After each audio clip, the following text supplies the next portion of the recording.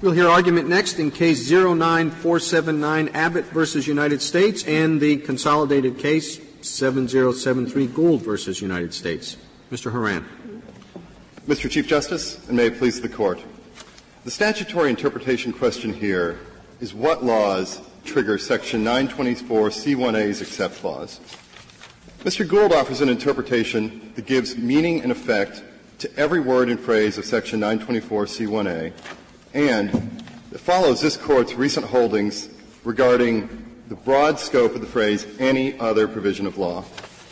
The government, on the other hand, advocates a narrow construction that is not supported by the text and defends it primarily on the basis that Section 924C supposedly should always produce the most severe mandatory minimum sentence for every defendant. Respectfully, the government's interpretation is incorrect. Its reading gives no practical effect to the phrase any other provision of law, and the government has not cited and has yet to even attempt to distinguish this Court's recent interpretation of the very same phrase, any other provision of law, in Republic of Iraq v. Beatty just last year. Unlike the government, Mr. Gould's interpretation is true to the text, is true to this Court's holdings, and is true to Congress's evident purpose in 924C1A and in particular in its except clause. If the text of this is so clear, how is it that Mr. Gould and Mr. Abbott propose different interpretations of this provision? Your Honor, as an initial matter, I would note that I think our interpretations are not that far apart. But they're not the same, are they? They're not. And our interpretation, we believe, is the closest to the actual text. Our interpretation requires reading no language into the text. Isn't there is a missing prepositional phrase in this, in the provision that we're looking at. It says, except to the extent that a greater minimum sentence is otherwise provided for what? And all of you are filling in the prepositional phrase for an offense of conviction, for an offense that's part of the underlying transaction, for a violation of this particular provision or one that's very similar to it. There's just no way of getting around the fact that something has to be read in there, something is implied. Isn't that right? Your Honor, respectfully, I believe under our interpretation, you do have to understand something to be in there, but we are not actually reading anything into the text. That is the reason, to be sure, the words any kind of conviction are not in there. However, the most natural reading of the text, without adding anything to it, is that 924C1A requires at least a 5-year minimum sentence, in addition to any sentence for the predicate drug trafficking or violent crime, except to the extent that a greater minimum sentence is provided for the defendant by subsection 924C or by any other provision of law. So that means there would be no punishment, added punishment at all for the possession of the gun. That is, you have the possession with intent to distribute, no gun involved, and you get 10 years mandatory minimum for that. That automatically would wipe out any add-on for the gun under your reading. Yes, Justice Ginsburg. And to follow on that, it is true that our interpretation, we think that the plain text dictates that if the except clause is triggered, the lesser mandatory minimum sentence under 924C1A shall not be imposed. That is. You keep saying that you're not reading anything into the statute under your interpretation, but you are. You're limiting the any other provision of law to any other provision of law specified in the charging, in the counts of conviction, correct? That is, yes, Your Honor, we are recognizing that limitation. So you said to Justice Alito that you weren't reading anything in, but you are. You're reading into it that the other provision of law to refer to counts of conviction at sentencing, correct? That is correct, Your Honor. All right. So why is that read-in logical, meaning it's giving no extra punishment for the possession of the firearm? Your Honor, two things. Which was, I think, Justice Ginsburg's. Yeah, I think you weren't finished answering my question. If I may, and I think it will help in answering your question, Justice Sotomayor. That's correct. The only thing I would say, the thing I would additionally say, though, is that there is, under the sentencing guidelines, which must be applied even now as to provide a recommended range, there would, in each of these instances, be a firearm enhancement that enhances the underlying predicate offense's sentence that the defendant would be facing, and often the district court would work. So, but that's not mandatory. That is no longer mandatory. That is correct. And with regard to your question. So you're saying that the gun possession can be accounted for by the judge as a matter of discretion using the guidelines, but there's no mandatory add-on. Yes, Your Honor, that's correct. There would no longer be a mandatory sentence for, or mandatory additional punishment for firearm possession. And I suppose the prosecution can alter the consequence based on what it chooses to bring in a single prosecution. I mean, if it has other enhancements, it should bring a separate prosecution for that. So long as it brings it in one suit, you say, in one prosecution, you get the break. But if the other enhancement has been brought in a separate prosecution, you don't get it. Justice Scalia, I think that's correct to an extent. The main exception to that, and I think it's a significant one, is that the except clause will most often be triggered in the mine run of cases by the predicate drug trafficking or violent crime that carries with it a greater mandatory minimum sentence. That is, for double jeopardy purposes, the same offense as 924C. So, in fact, there is a significant constraint on the prosecution that it cannot bring a separate prosecution for 924C and its predicate drug or drug trafficking or violent crime.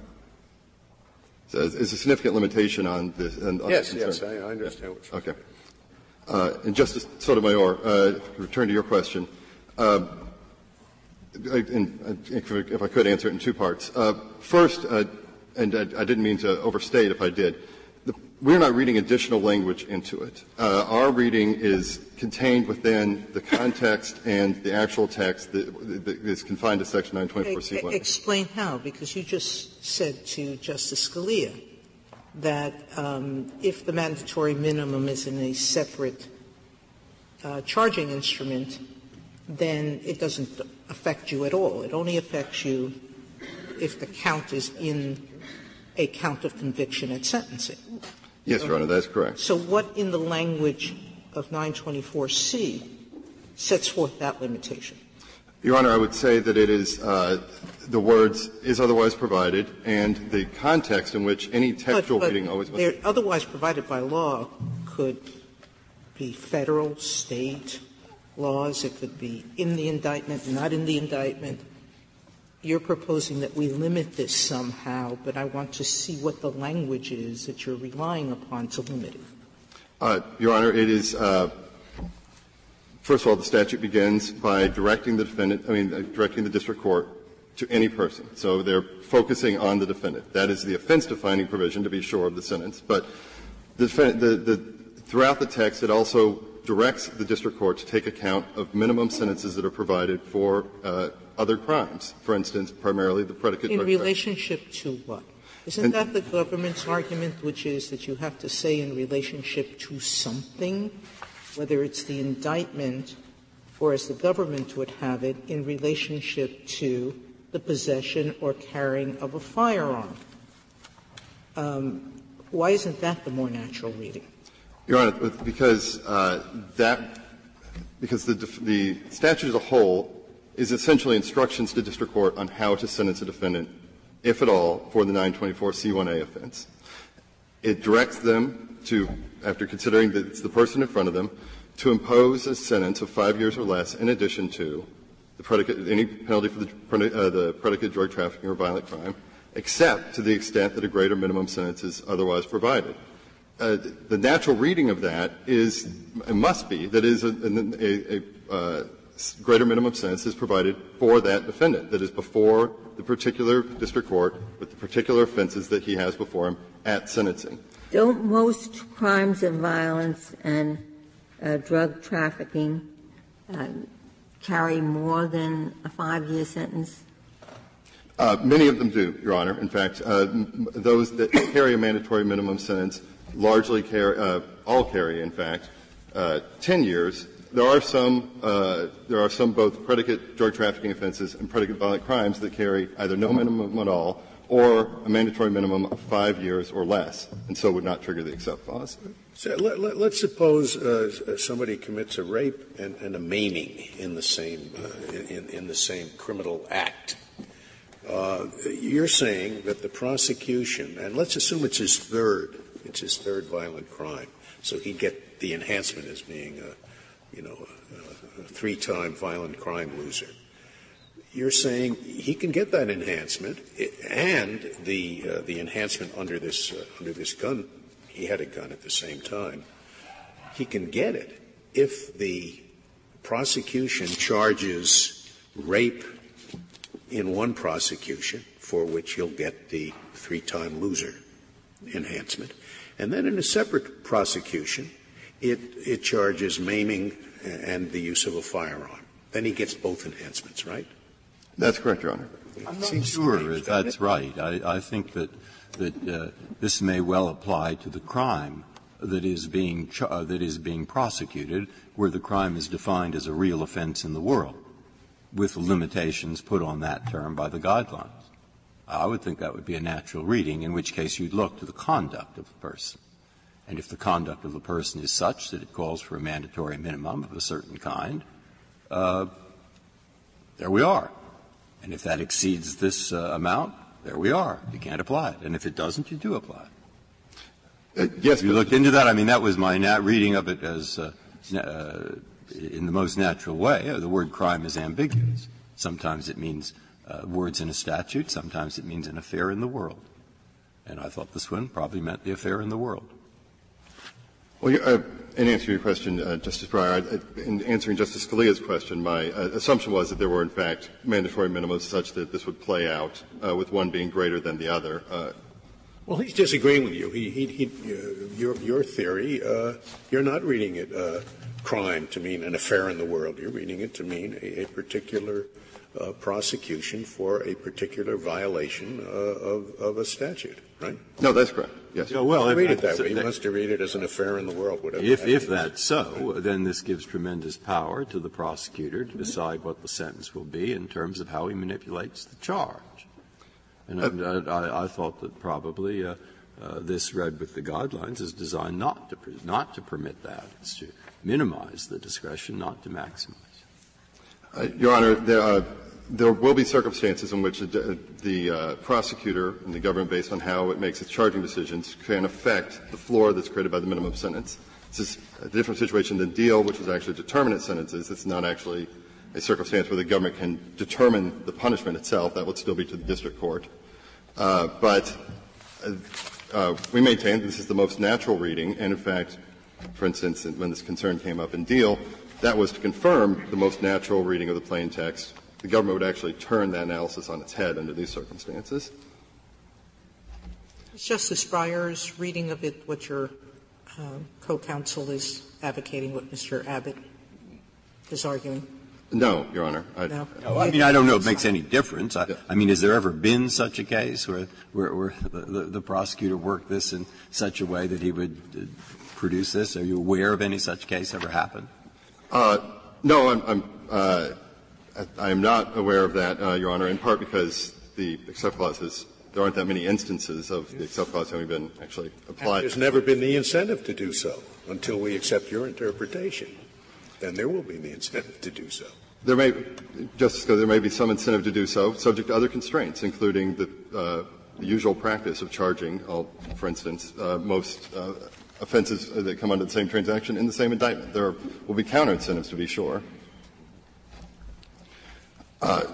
Your Honors, in addition to the fact that our interpretation does not involve, we think, adding anything into the text that others must, we think it advances an evident purpose that Congress had in this, which was to ensure that a defendant who is convicted under 924C1A receive some sufficient minimum punishment. After the 1998 amendments, Section 924C1A was trafficking, in essence, in minimum sentences, and that's what this is about. So this way, a defendant will receive a sufficient minimum sentence by way of 924C. I see that my time is up. Mr. Abbott will be represented by Mr. Ryan at this time. Thank you, counsel. Thank you.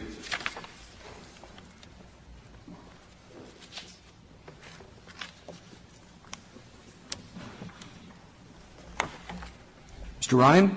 Mr. Chief Justice, and may it please the Court, I'd like to spend some time on the second question in our petition regarding whether other firearms offenses are included within the scope of the Except Clause. But before I do, I'd like to make a couple of points about the first question, which is common to our case and to Mr. Gould's. Justice Sotomayor asked, why isn't the government's reading the most natural? And the answer is pretty simple. The government's reading leaves one half of the Effect Clause with absolutely no practical effect. The government has, in its current interpretation, suggested that the Except Clause applies to one provision of law outside of 924C. That's 3559C. And yet, with respect to that provision, the Except Clause does absolutely no work, both for practical reasons and because of the way 3559C is written.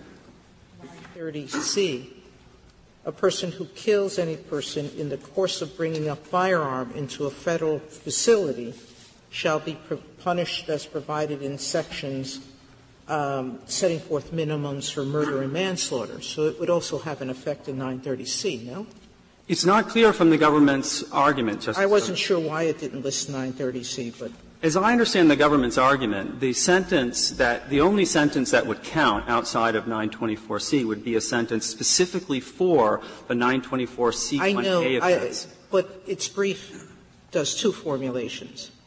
It says exactly everything right. that affects 924C, and then in other places in its brief it says the Except Clause refers to any higher minimum sentence for possessing, using, or carrying a firearm in relationship to a drug or a drug offense or a crime of violence. Those are two different formulations. That's exactly right, Justice Sotomayor. And I'm focusing on the second formulation. Okay. That point actually demonstrates why the government's justification for this limitation doesn't hold up. As the government argues at one point, the reason to read any other provision of law to include only sentences for 924C1A crimes is because the Except Clause, when it refers to this subsection, refers only to sentences for Section 924C1A offenses. Yet that is not the case. As this Court indicated in O'Brien, 924C1B is a separate offense. Well, if 924C1B can trigger the Except Clause, and it's not the same offense as 924C1A, the government's argument about excluding other offenses that might be separate from 924C1A no longer holds up. The other difficulty with the government's reading, to go back to the practical point, is that if you apply it just to 3559C, it can have no effect because, as a practical matter, no one can serve a term of years after successfully completing a life sentence, which is what's required under 3559C. And 3559C itself has a provision, the notwithstanding provision, that makes clear that only the life sentence should be imposed when 924C is the third strike for purposes of 3559C. That, in turn, just leaves future applications, and there the government's scenario under which the language that currently has no effect might have some effect is nothing short of far-fetched. It would require Congress to amend the sentence of 924C1A outside of 924C1A and not indicate how those two penalties should interact. Now, if I could turn to the questions about the transactional limitation which we suggest. The point of suggesting that the Except Clause should be limited to sentences for the same transaction is suggested by some of the questions directed to Mr. Gould's counsel. We think that it's the more natural reading of the statute, in part because of concerns recognized by this Court in United States v. Deal, namely that the statute is not designed and should not be read to give prosecutors unreviewable discretion as to when the minimum sentence in 924C ought to be applied or not. It also would preclude the equally odd situation of a defendant being able to benefit from the except clause in a multi-count indictment when the defendant faces a higher mandatory minimum sentence for a completely unrelated charge. Where would we look to find the definition of a criminal transaction for these purposes? You could look into 924C itself. Our view is that it would be no different than the transaction that would give rise to the 924C charge itself. And so for that reason would necessarily include the predicate offense or another firearms offense. What if there were several 924C offenses committed during a rather brief period of time? What if on the same afternoon an individual engaged in a number of drug trafficking offenses and during each of those used or carried a firearm? Would they be part of the same criminal transaction? No, just as different transactions can lead to multiple 924C charges, which is what happened in Deal, that could also occur here. Well, you say different transactions, but I'm looking for the definition of a criminal transaction. The criminal law has labored with this for a long time. It's not a self-defining concept. Is it a criminal transaction? No, it's not, but, Your Honor, but I don't see how it would be any more difficult to determine the transaction than to look at what would constitute the 924C offense. It would be the same set of operative facts that could lead to a 924C charge, which would count as the transaction. Mr. Ryan, I thought that you had three positions, and now you're talking about the second one, which is any greater minimum sentence arising from the same criminal episode. But I thought your first position was any greater minimum sentence applicable to the defendant at sentencing. That's Mr. Gould's position. Our position is limited to the same transaction.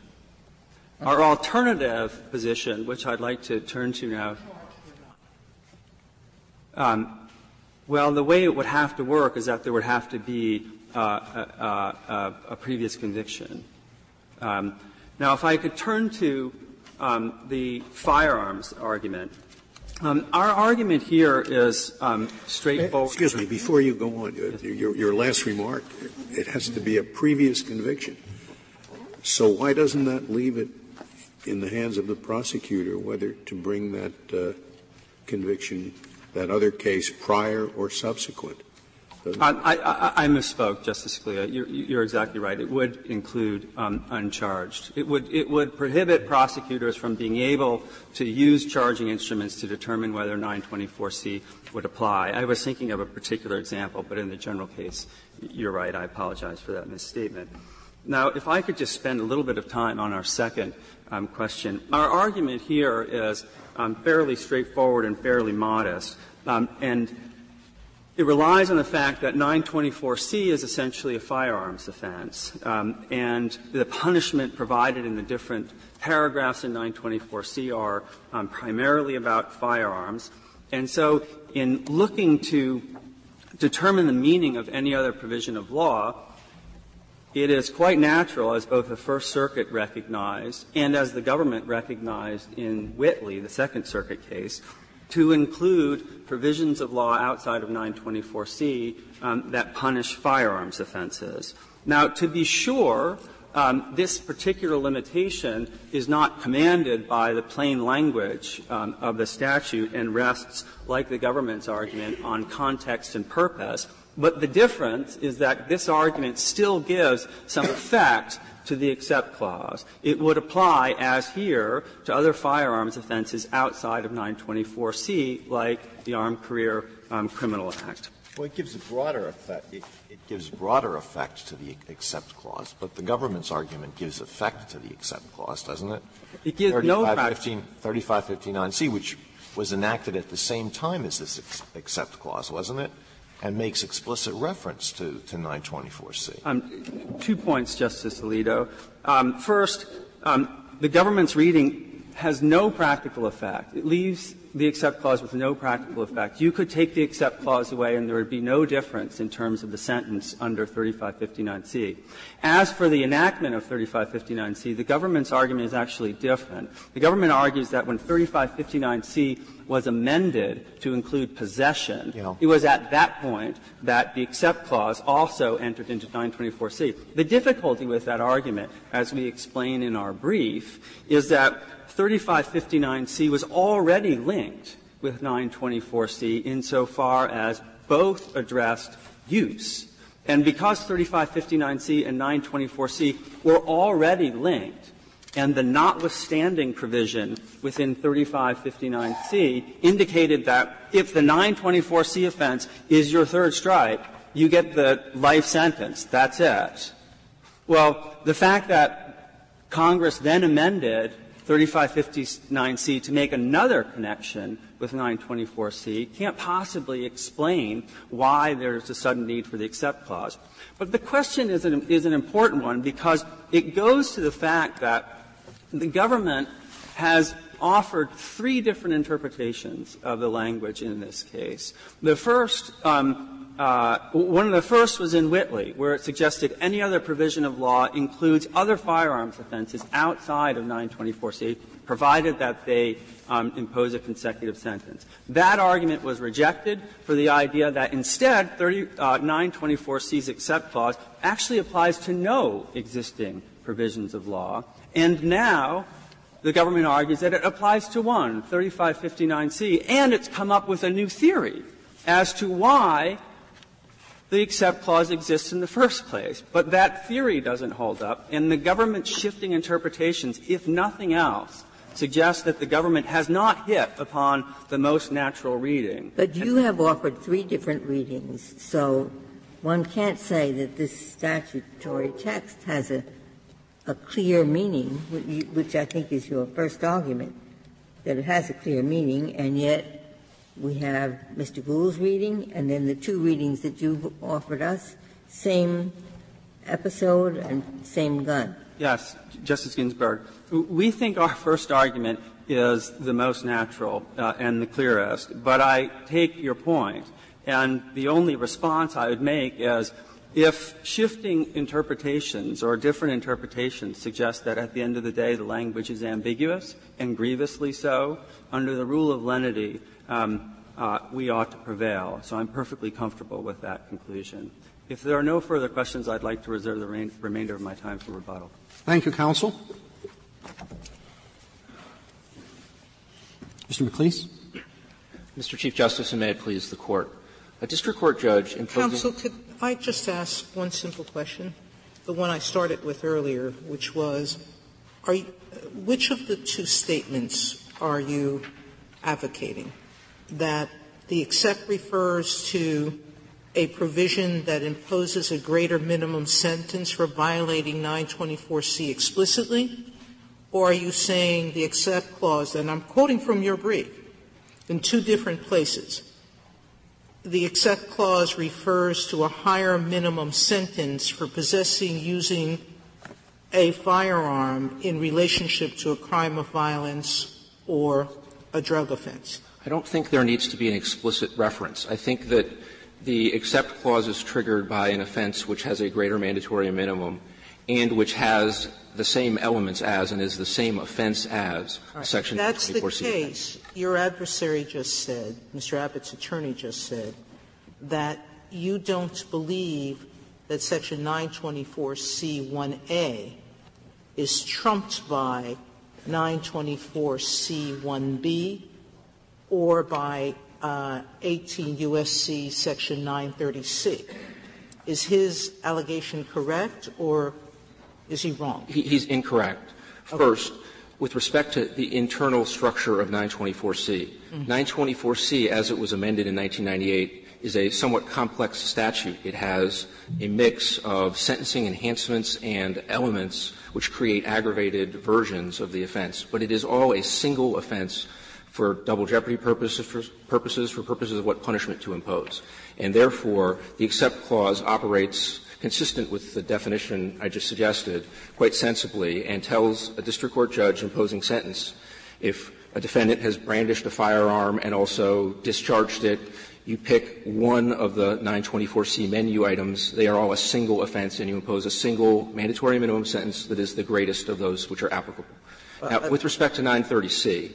I'm sorry. So that if he discharges a firearm and it says it's a sentence of not less than 10 years, and that firearm is also a short-barreled rifle with a 10-year minimum, does he get 10 years or does he get 20 years? He gets 20 years. How? Because there are the accept clause says, look to your defendant, look to see whether there is any provision of law which carries with it a greater mandatory minimum, which punishes the Section 924C offense. In that instance, there are two.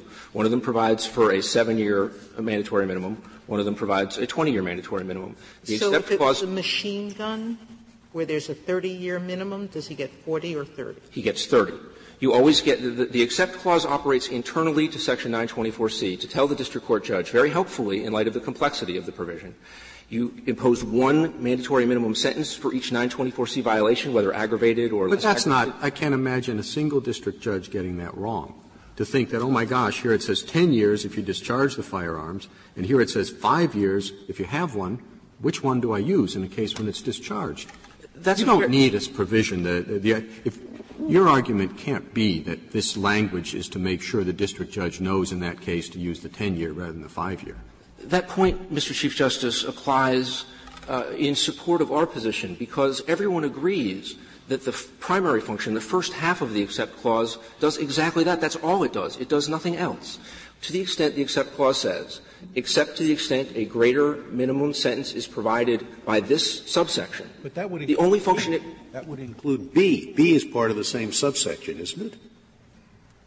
Yes. So, I think what the Chief Justice says is very obvious when you're just talking about C1A.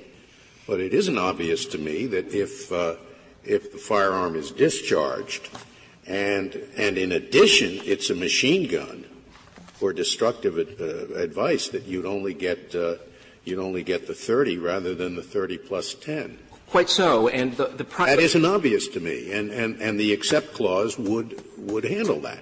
Correct. And it's important to realize when — Well, I guess things are obvious to different people, but I would have thought it'd be odd to say when there are increased minimums that the highest minimum applicable isn't the one that applies. I agree with that, but it's important to realize that another issue that a district court judge might confront is whether you should accumulate them. So it should be, as Justice Sotomayor's question suggested, if there are several available, that you get 20 because it's a machine gun and 10 because it was discharged. And from the perspective of busy district court judges, a provision which says in figuring out how to sentence a 924C offender, you don't have to look through this complex statute, figure out which are sentencing enhancements, do some double jeopardy analysis. All you need to do is simple math. You are directed to look to, of all the ones that are available, the one that is longest of the mandatory minimums. And what the point I was trying to make, though, Mr. Chief Justice, is all of this, the idea that it really isn't that critical even to clarify in the first half of the accept clause what to do,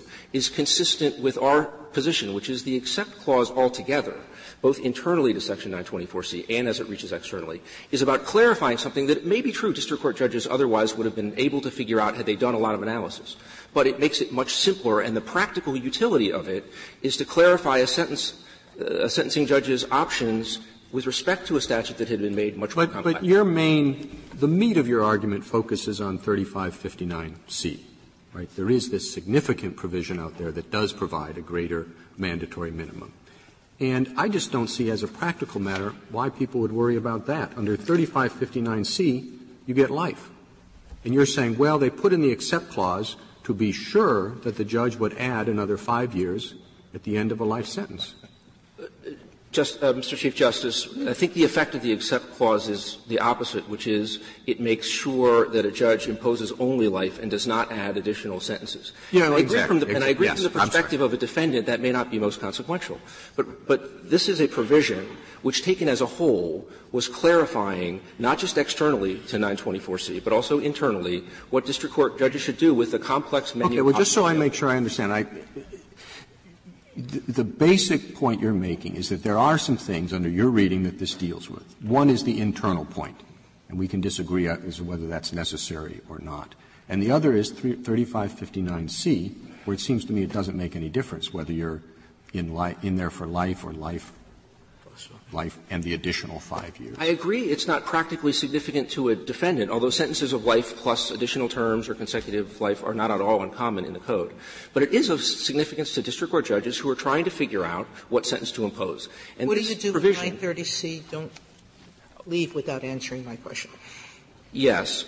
I do not interpret 930C as subject to the except clause. I believe it is a separate offense with different elements, and under the double jeopardy analysis that would apply, it is possible. Your answer to me was you read the except clause as applying to any higher minimum sentence for possessing, using, or carrying a firearm in relationship to a drug offense or a crime of violence. Isn't killing a person a crime of violence? Yes, although 930C does not. The bringing of a firearm into a Federal facility, the carrying a firearm? Yes, although 930C does not require the killing of a person, it extends to attempts. 930C, can you tell me where it is? I don't believe it is referred to only in Petitioner Abbott's brief at a page number I don't recall. It's not one of the provisions that.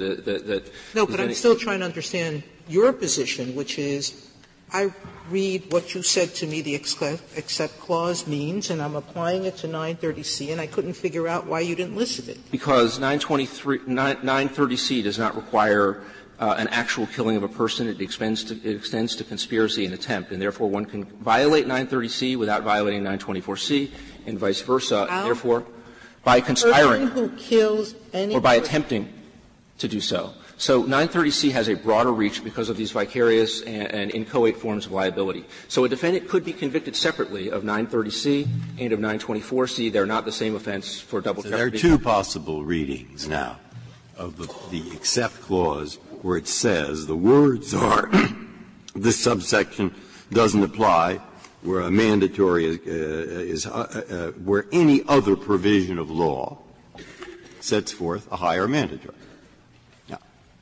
One possible reading, which is yours, is what this means is that, Judge, where you are operating under that provision you just mentioned, and the guy's committed two serious 924C things, and so he's entitled to life. This is just what the Chief Justice said. This is done to remind the judge, don't give him life plus 25 years, because it would be 25 years under this statute, not 5. That's one possible reading. The other possible reading is, Judge, where in fact you have the underlying drug offense that's going to get you up into the 30s, and it's, in the guidelines it's going to be probably 10, 5 years or whatever it is. You have a pretty high drug offense already. And now we give him 5 extra years, say, for having a gun under this, unless he's already gotten, say, a mandatory minimum of 7 years. And if he's already gotten a mandatory minimum of 7 years, here's what's happened.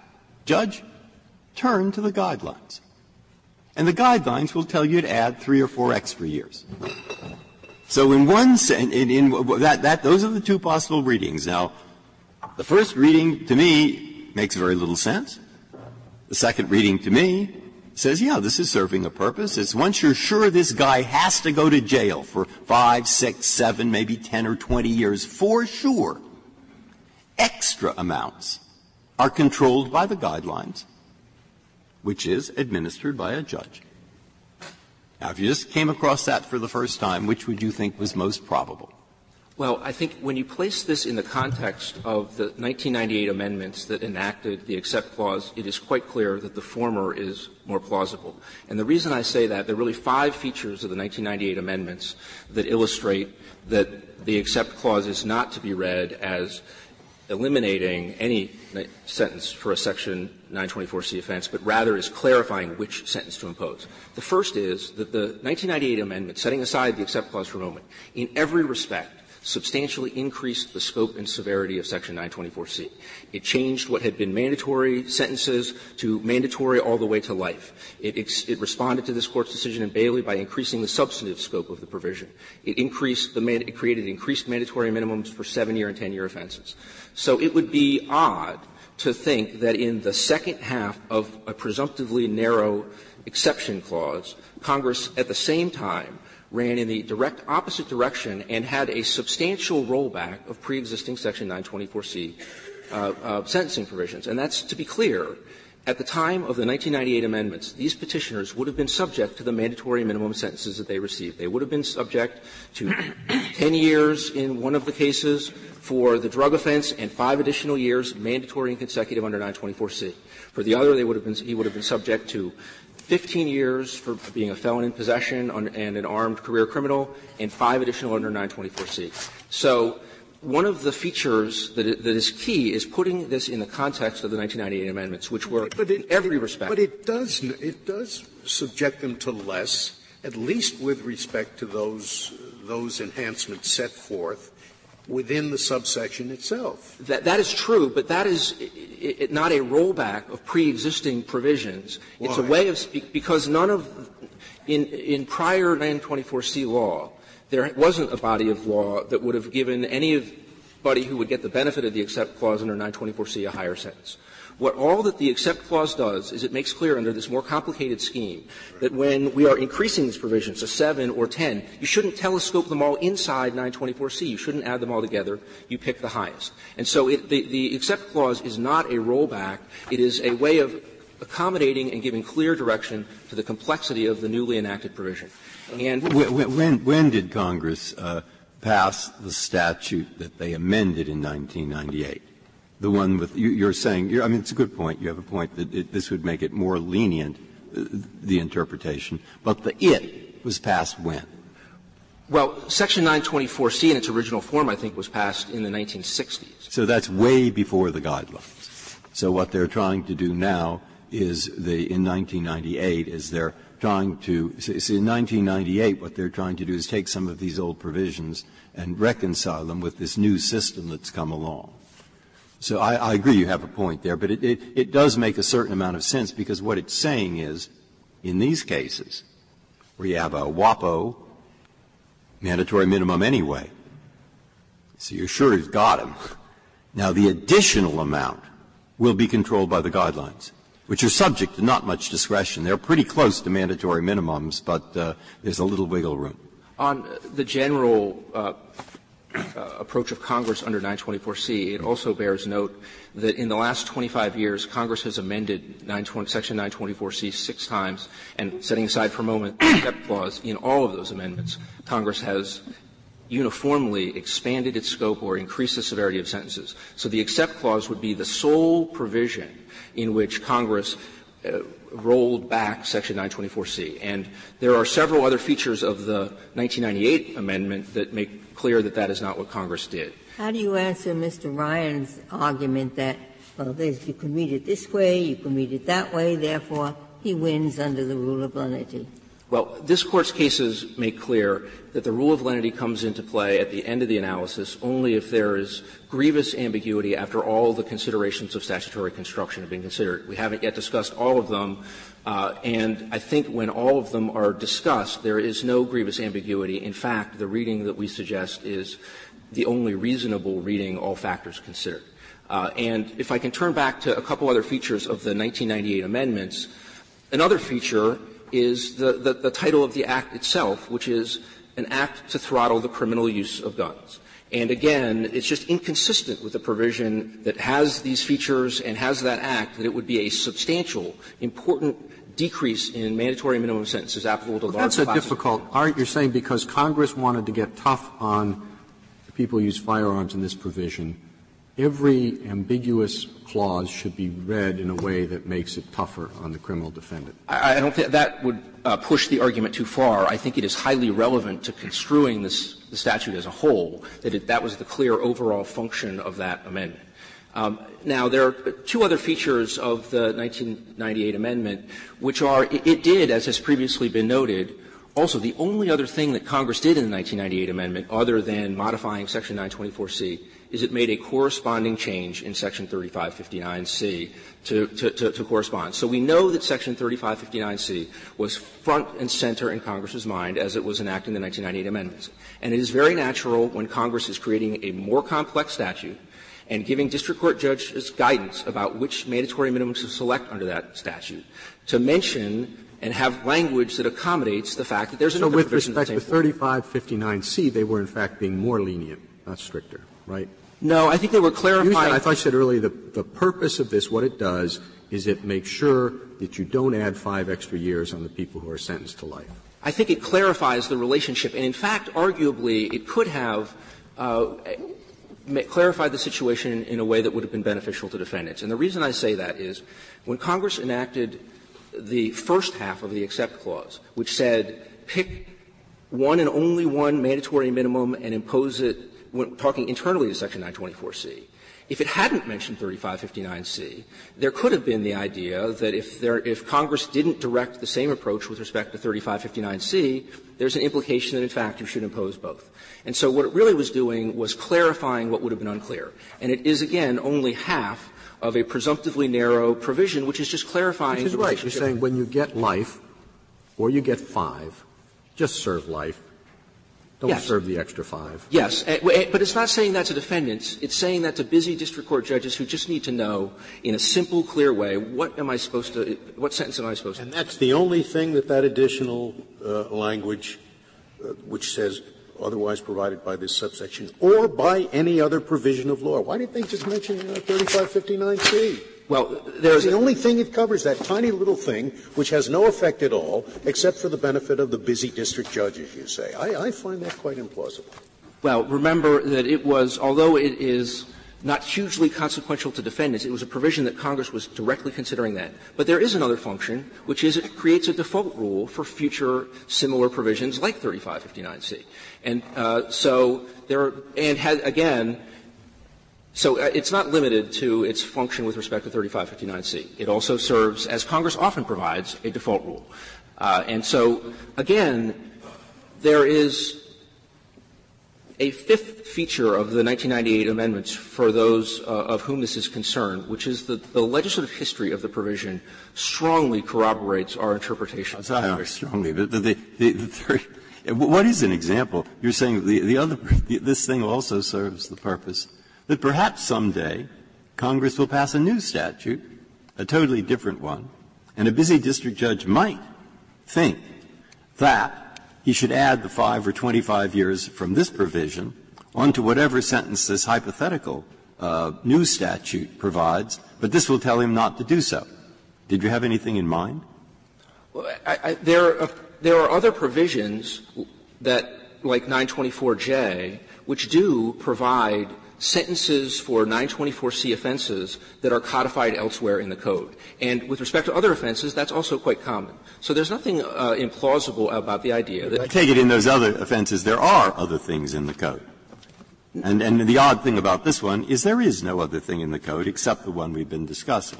And so I just wondered if there was there at the time anybody thinking of adding some new thing that this might have been applicable to, or have you come across anything? I take it your answer is no.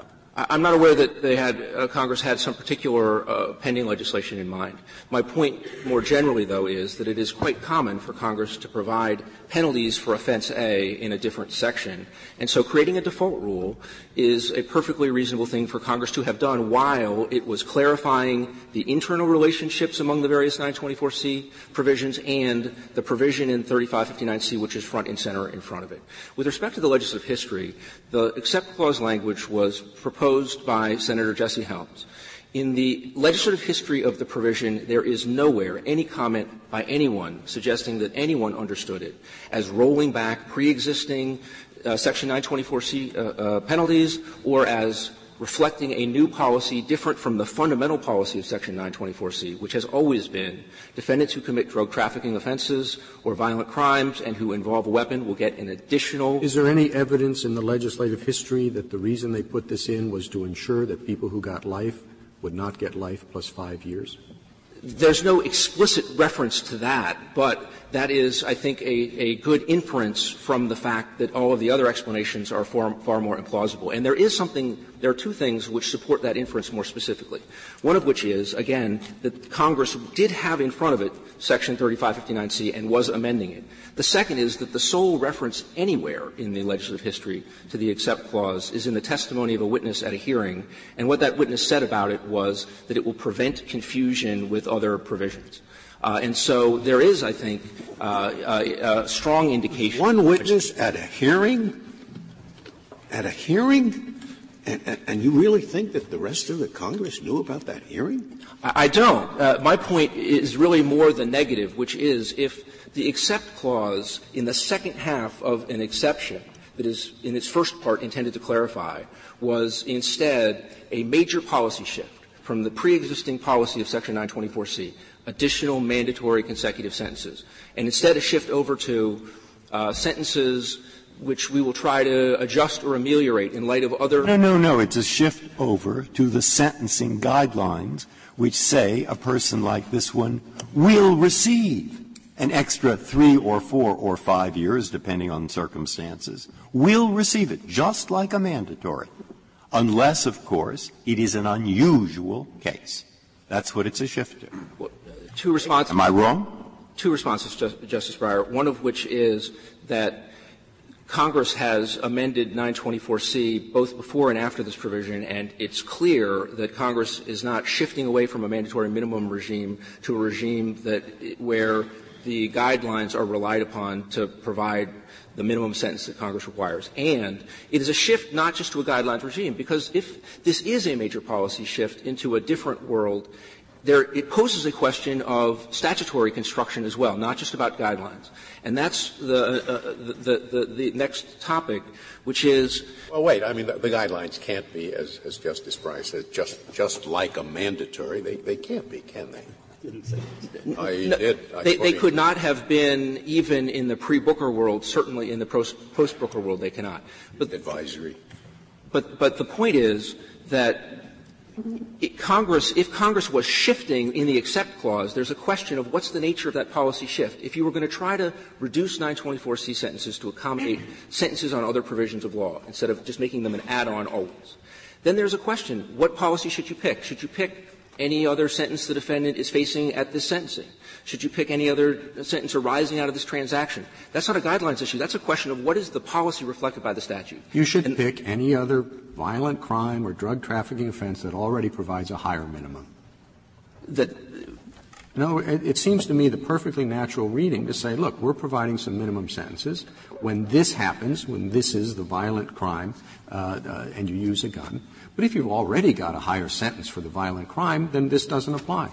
That is a possible policy, to be sure, but one thing is certainly not the only reasonable policy. You could focus on the transaction, or you could focus on what the defendant is facing at the sentencing. All those are among the policy options you would consider. And what's interesting is that petitioners can't agree among those policy options, and they can't agree among those policy options because Section 924C has no guidance about it, and the reason Section 924C has no guidance about it is because Congress wasn't making that policy choice at all. Congress was simply clarifying how to implement the pre-existing policy under Section 924C, which is always impose for a Section 924C violator an additional separate mandatory minimum sentence.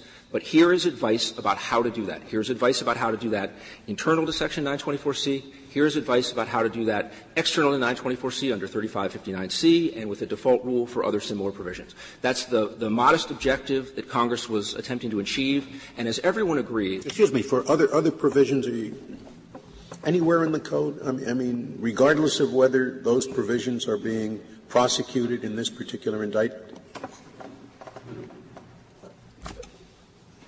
I mean, you're saying that the other side has to say, well, it's only those that are in this particular criminal transaction, or only those in the particular indictment. Do you escape that necessity?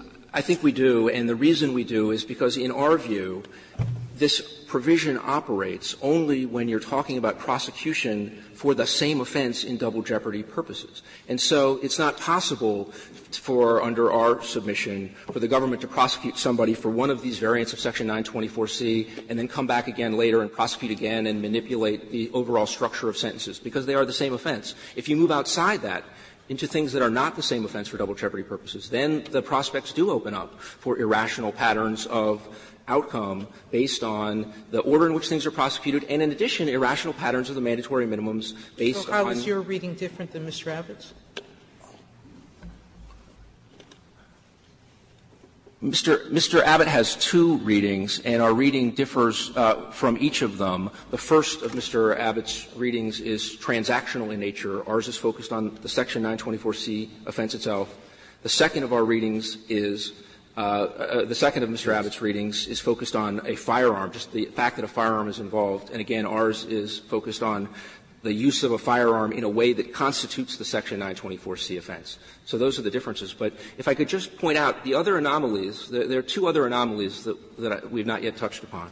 One of them is that petitioners' submissions create anomalous patterns of floors of statutory minimums, as we've discussed in the briefs. If a defendant under petitioner's submission, principal submission, has committed a drug offense that carries a 5-year mandatory minimum sentence and brandishes a firearm, it is carrying a 7-year mandatory minimum. The floor is 12 years.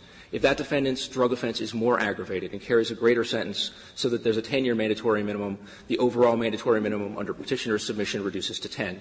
And there is the further anomaly that for offenses that are different, petitioner's submission is that the defendant will end up, although adjudicated guilty of Section 924C offense, with no sentence whatsoever. There will be a free-floating adjudication of guilt, and because the defendant, let's say, is a felon in possession and is sentenced under the Armed Career Criminal Act, when the judge goes to sentencing, the judge on petitioner's view says, I will give you 15 years under the Armed Career Criminal Act. That triggers the accept clause, and therefore I impose no sentence whatsoever under Section 924C. Or, as Justice Breyer has pointed out, they can take that into account in figuring out what sentence he would want to oppose beyond the greater minimum. That is true. My point about the anomaly is just that it is very strange, as to my knowledge unheard of, to have a judge go to sentencing and have a series of adjudications and to tell the judge as to one of them that's not the greater or lesser included offense of another, you don't even need to impose a sentence on that adjudication. The backdrop basic assumption is on each of the adjudications you oppose a sentence. Now, that's not true if offenses are greater and lesser and are the same offense for double jeopardy purposes. But under petitioner's submission, that is true with respect to offenses like being a felon in possession of a firearm and being someone who violated 924C that are different offenses in double jeopardy law and have always been given separate judgments, separate punishments. If the Court has no further questions, we would request that the judgments below be affirmed. Thank you, Mr. McLeese. Mr. Ryan, you have 3 minutes remaining. I'd like to make 2 points on rebuttal. There's been a great deal of discussion about the general purpose of 924C, but as this Court has indicated, the best indication of a statute's purpose is the statute's language. And although the government argues that the sole purpose of 924C was to enhance punishment for defendants, the accept clause belies that simplistic assertion of the purpose. The accept clause actually mediates the punishment that is provided in 924C. The government's reading, at the end of the day, wants to rely on purpose in order to give no effect to the accept clause. The idea that 3559C is an instruction to busy district court judges, even putting aside the impossibility of serving an additional sentence after completing a life sentence, doesn't hold up because the government never disputes the fact that 3559C begins with the statement notwithstanding any other provision of law. So the busy district court judge never needs to turn to the accept clause in 924C1A to know that you impose a life sentence when the third strike is a 924. Whenever Congress uses a phrase like that, notwithstanding any other provision of law, does that mean that Congress must think that there is some provision of law that falls within that?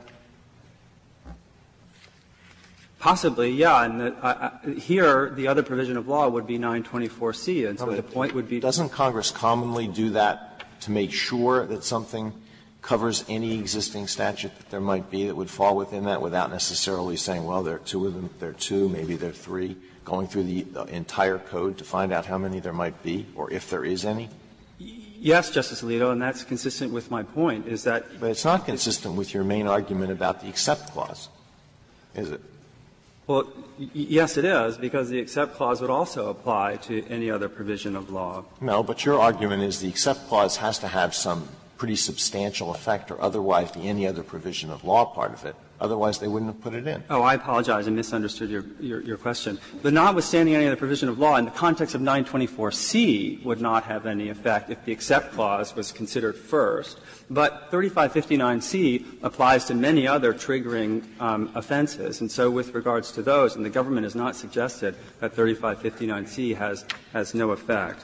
The last point I'd like to make is that there's no doubt that regardless of one's view about mandatory minimum sentences as a matter of policy, no one doubts that Congress has the authority, if it chooses to exercise it, to stack one mandatory minimum sentence on top of another. But as this Court's cases make clear, Congress, under the rule of lenity, needs to make that choice clear.